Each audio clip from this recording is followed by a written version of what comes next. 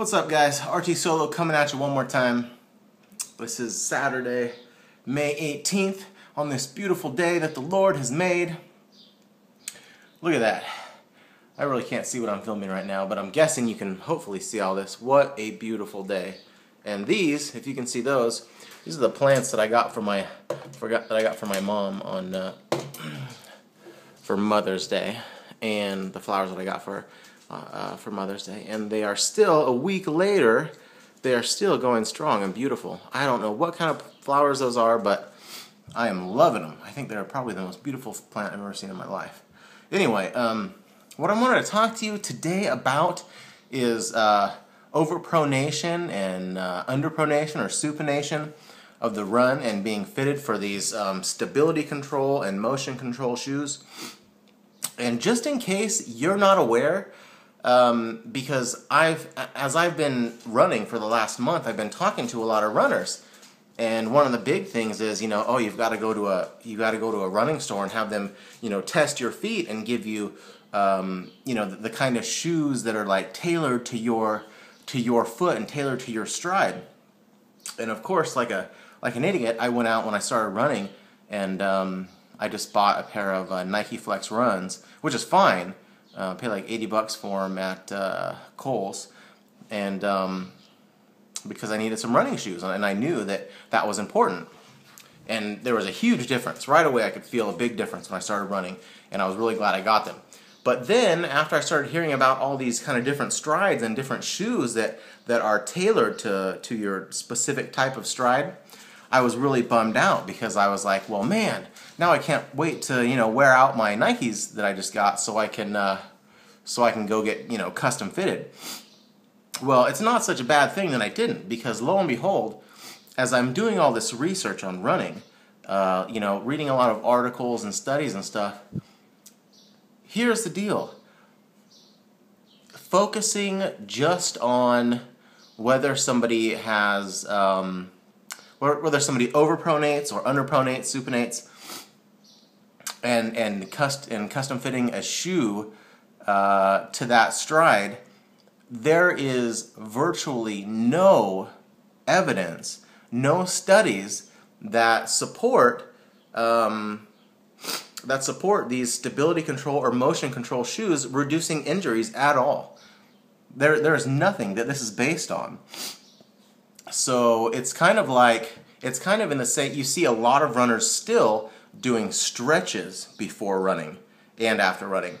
When studies have now, the latest scientific information, the latest studies show that stretching before running actually decreases the endurance of the muscles, decreases the spring, the elasticity of the muscles, and the I don't know, there was something else. The strength of the muscles, but that it actually, not only does it not help your run to stretch pre-run, but it actually hurts your run. So yeah, so that's that. But you still see a lot of runners out there that are doing that and that are teaching that, because they're behind the times. Because old habits die hard, like they say. And come to find out, it's the same thing with these shoes. Studies are showing that there's really no significant reduction to injury using stability control or motion control shoes, and that as long as you have a good pair of running shoes, that's fine. And they say that the idea of making these shoes just for this kind of overpronation or underpronation is way simplistic. It doesn't take into account the various and sundry mechanisms, mechanisms of our body and of our foot and our ankle and our knees and our legs and our hips and all these things, the way they all work together, and our stride. So what I'm saying is, scientists, we view pretty much everything over simplistically. We think we have things figured out, and then we come to find out that it was so much more complex than we ever could have imagined. And then we think we have a grasp on what it really is. And then we find out that even this new set of complex ideas that we had was still way simplistic.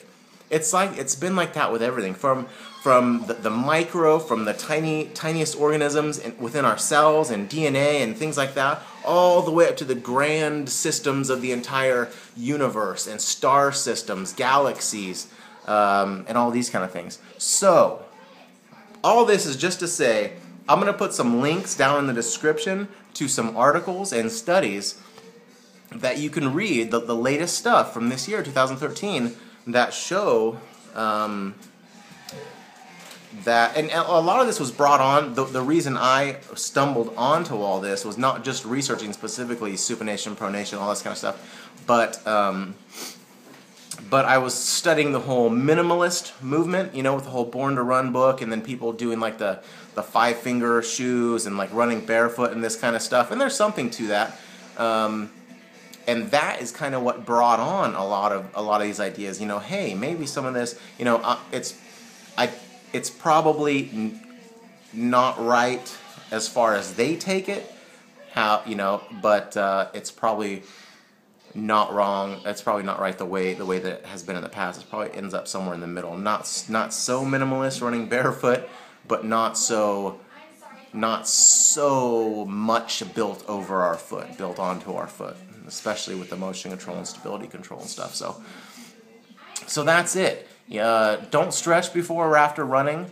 Do warm-up walks, warm-up light jogs for 5 minutes, and cool-down walks or cool-down light jogs for 5 minutes. That'll do what you need it to do. And also, don't put so much stock in having to be custom fitted for stability control or motion control shoes. Just put on a pair of good running shoes. Put on what feels right to you when you run. If you put on a pair of running shoes and take a little run in them and it feels good to you, then go with it. So anyway, like I said, check out the articles and the studies that I put down below in the links. And yeah, that's it. I'm still, as you can see, I'm still sweating like a dog from the 2-mile run that I just did. I came in and I decided to go ahead and put down this video because I've been wanting to put that information out there and see what anybody else says about it. And just provide, you know, this is not me. Don't argue with me about this, please. Don't be leaving comments and say, you know, you jackass, you've only been running, pardon my language, you've only been running for like, you know, a month, and you're going to come here and tell us that our beloved stability control and motion control shoes are useless, and that, you know, I shouldn't be doing my pre-run stretches. Yes, I am saying that, but it's not me saying that. It's not my opinion. I'm just telling you what I've read in these articles from Runner's World and the studies that these articles were based on. So I'm going to put those in the link. Check those out and tell me what you think.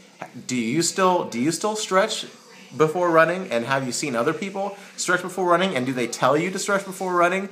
And do you have stability control or motion control shoes?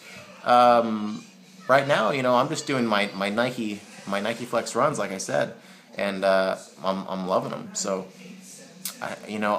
now I'm torn as to whether I'm actually going to go into the local Fleet Feet store and get fitted for shoes custom to my stride, or whether I'm just going to buy another pair of, you know, normal, neutral, or whatever running shoes. So I don't know.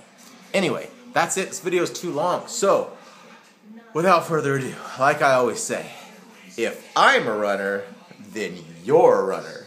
So get out there, keep running, run with me, and yeah, that's it. RT Solo out. Peace.